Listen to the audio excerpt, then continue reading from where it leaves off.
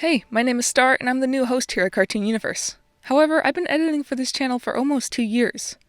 The first video I edited was The Diamonds Can't Fuse, all the way back in September of 2017. I'm an animation student, so I obviously love cartoons and any form of animation.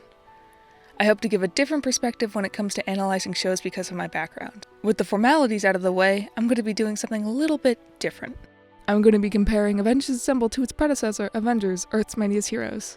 Both shows revolve around the Avengers, who would have guessed? But they couldn't be more different. I'm going to be telling a little bit about each show before comparing the characters' storytelling, action, and animation. So let's get this started with Earth's Mightiest Heroes, also known as EMH. EMH was released in September of 2010. What's significant about that date is that it was before the first MCU Avengers movie, so this show takes more from the comics. Only Tony takes after his MCU counterpart, and you can tell that by the fact that his eyes are brown. Fun fact, Tony only had blue eyes until RDJ took up the role. Anyway, back to the show. The first thing you'll notice is the rather unique art style. I gotta say, the style took me a bit to get used to. It's so bold and feels like the old 60 comics came to life. Just looking at these designs make me feel for the animators. Especially Iron Man. Look at him! Look at all those lines! Gotta draw all of them! But at least he's got a much less complex design under his suit. Some like to call it the Tron suit. I'm one of those people that call it the Tron suit. As for the others, we got Cap, who's more Dorito-shaped than he's ever been. Thor with shoulders for days. Hulk is greasy. Hawkeye's looking fabulously purple but looks like Steve when he's unmasked. Black Panther is the sleekest design. Hank as Ant-Man and Janet as Wasp, looking pretty good. And that's the team! For MCU fans, this kind of feels like a strange group. Well, that's because it's closer to the comics. Some might be thinking, wait, where's Black Widow? Don't worry, she's there too and looks pretty much what you'd expect. And she's more of an anti-hero in this. She doesn't show up a lot because of that reason. But yeah, the show has many different shaped and sized characters, and they all feel so different.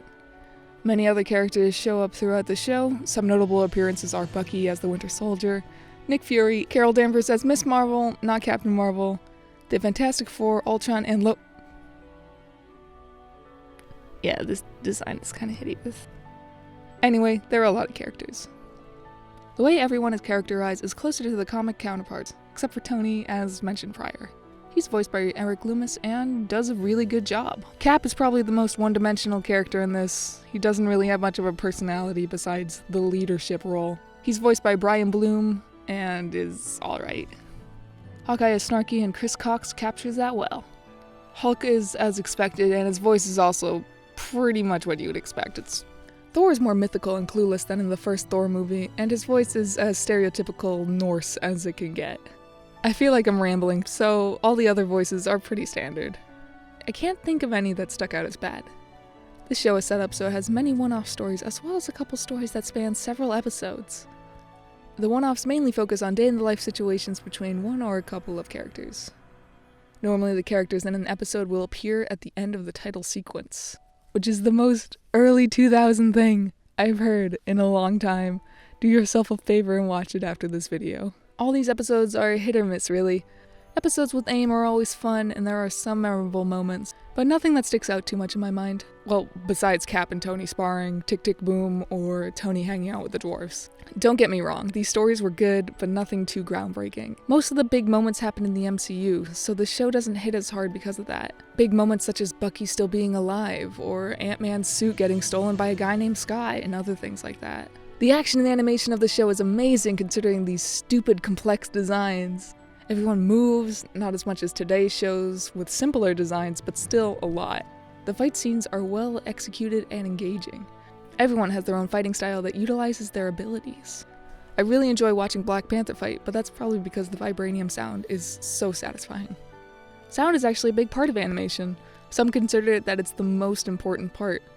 But I know sound design is definitely a stiffer subject, especially when the sound in this show is pretty standard and average. All in all, I enjoyed this show, even if I can't remember it much. The show touched many, and it was what got a lot of people into Marvel. This show has so much character, style, and heart put into it. It was very well received, and has a dedicated fandom that's still around even if the show was cancelled after its second season. Oh, didn't I mention that? Yeah, this show was cancelled because it was being replaced by Avengers Assemble! the cool new show with all your favorites from the movies! Featuring the original 6, minus Bruce because Hulk sells more toys. Falcon is also here. Also is like so much younger. He's actually the main character. He's the one you're supposed to connect to. Anyway, Avengers Assemble, later known as Secret Wars, then Panther Quest. But I'm getting ahead of myself. Okay, so this show came out in 2013 and replaced Earth's Mightiest Heroes to redesign everything to look more like its movie counterpart.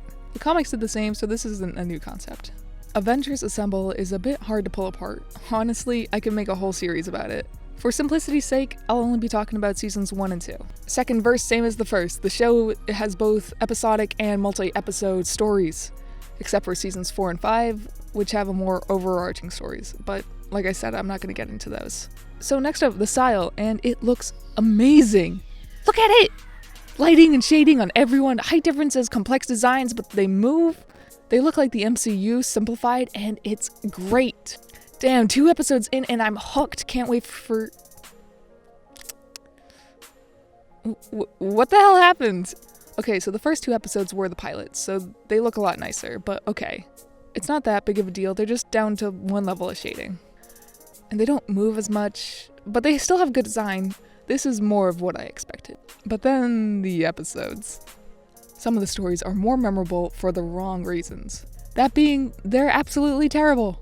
To get my friend to watch it with me, I showed them the worst episode I could find at the time. It's about all the Avengers becoming Hulks. And it's so... I hate it! I hated it so much. My friend hated it. We both hated it. And then we watched the whole show together because we just liked making fun of the show. I can't with this show. I gotta get back on topic. So it's supposed to be a sequel to Earth's Mightiest Heroes, but only some of the time. Hulk is always Hulk because of what happened in Earth's Mightiest Heroes. Some characters from Earth's Mightiest Heroes return, but some characters don't remember others even though they've met in Earth's Mightiest Heroes. Such as Steve didn't know Bucky was alive in Avengers Assemble even though he did in Earth's Mightiest Heroes. I'm trying my hardest not to go on tangents, even though I really, really want to go on tangents. As for characters, they take more after their movie counterparts now. Adrian Pasdar is an amazing voice for Tony, and it's probably my favorite voice actor for him. But season 4, they just replaced him with a bad Robert Downey Jr. impersonator. Steve has gotten the most growth between the 2 shows because he's actually a character now, and has a new voice that fits him so much better. Thor is less stereotypical and more easygoing like the MCU Thor. He's voiced by Travis Willingham, who does an amazing job. Black Widow is back, and is what we've come to expect from her. Her voice is so much better in Avengers Assemble. Hawkeye is a mix between the MCU and comic versions of the character, and is voiced by flipping Troy Baker. Yeah, amazing. Sounds awesome. 10 out of 10. Overall, the voice cast sounds pretty fantastic. A first time for everything! What was that? Who the hell voices Scott? He sounds terrible. It's Josh Keaton. Anyway, the 2 shows have many things in common. They each have their own strengths and weaknesses. Overall, Earth's Mightiest Heroes is a better comic book show. It's everything you'd expect. It's consistent and perfectly average. To some, it's their favorite show, and I can see why. It's got a lot of charm and a style I haven't seen anywhere else. And then there's Avengers Assemble. I both hate this show, and yet I love it. I've never laughed so hard at bad animation. It has inconsistent quality ranging from pretty good to how did this even get made. And I both hate this show and love it to bits. Some episodes are funny because they are so bad, but then there are some episodes that are just painfully mediocre. However, it also has a cult following. If I'm honest, it's mostly shippers. It's because the ships are strong in this one. Even stronger than the ones in Earth's Mightiest Heroes. Or the MCU. Probably both of those combined. Anyway, for me personally, I had more fun watching Avengers Assemble with my friends and making fun of it. While I genuinely enjoyed Earth's Mightiest Heroes, I just had more fun with Avengers Assemble. So if you want a good comic book show, watch Earth's Mightiest Heroes. But if you have a couple of friends and want to make fun of something, watch Avengers Assemble. It's a blast. Hey, thanks for making it to the end of the video. I seriously could make a whole series about how bad Avengers Assemble is. So let me know if you'd like to see that. Seriously, you're awesome and have a great day.